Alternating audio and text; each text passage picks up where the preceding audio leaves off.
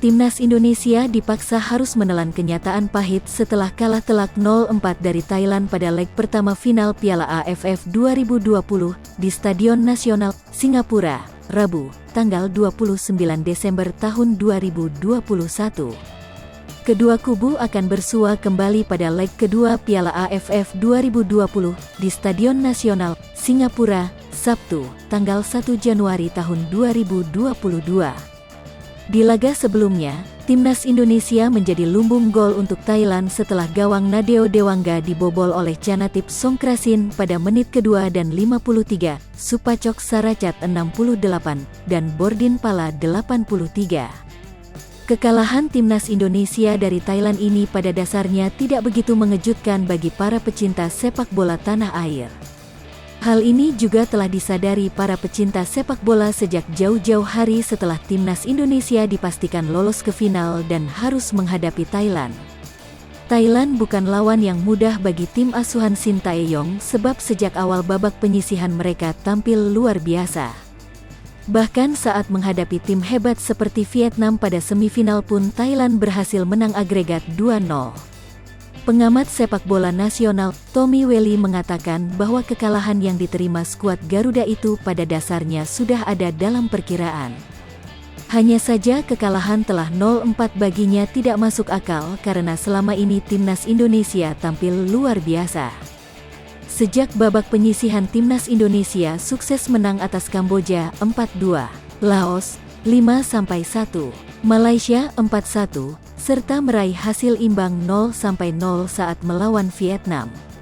Begitu juga penampilan di semifinal Piala AFF 2020, Asnawi Mangkualam DKK tampil luar biasa walaupun awalnya ditahan imbang Singapura 1-1. Tetapi, skuad Garuda akhirnya sukses meraih kemenangan 4-2, sehingga mereka lolos ke final dengan hasil agregat 5-3. Kalau dalam konteks sepak bola, timnas kita kalah sudah dalam perkiraan ya.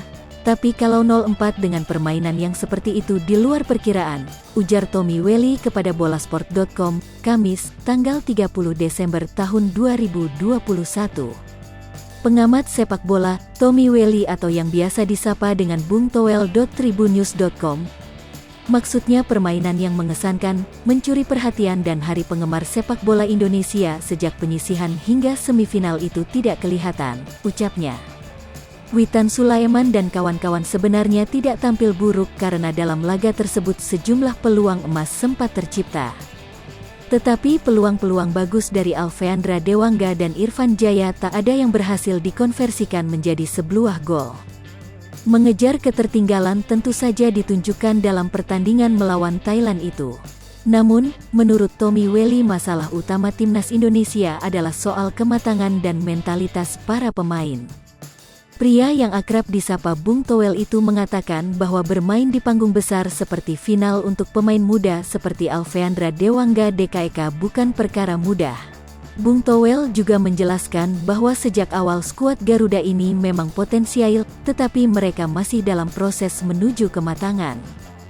Jadi untuk saat ini bisa disimpulkan bahwa para pemain timnas belum dalam posisi matang. Ditambah lagi tim yang dihadapi adalah Thailand, yang mana tim berjulukan Gajah Perang itu menjadi salah satu tim terbaik di Asia Tenggara. Secara keseluruhan kalah kelas materi kita, karena materi yang mayoritas tim muda dan belum pada posisi kematangannya, dibandingkan Thailand. Sehingga apa yang ditampilkan pada babak sebelumnya tidak muncul saat lawan Thailand, kata Toel. Dengan itu, daripada berbicara soal peluang Timnas Indonesia di leg kedua final Piala AFF 2020 nanti, Bung Toel lebih berharap para pemain Timnas Indonesia bisa tampil menikmati pertandingan pada laga yang akan berlangsung pada tanggal 1 Januari tahun 2022. Hai pemirsa Seripopo TV, jangan lupa komen, like, dan subscribe, serta tonton terus berita-berita terupdate lainnya ya.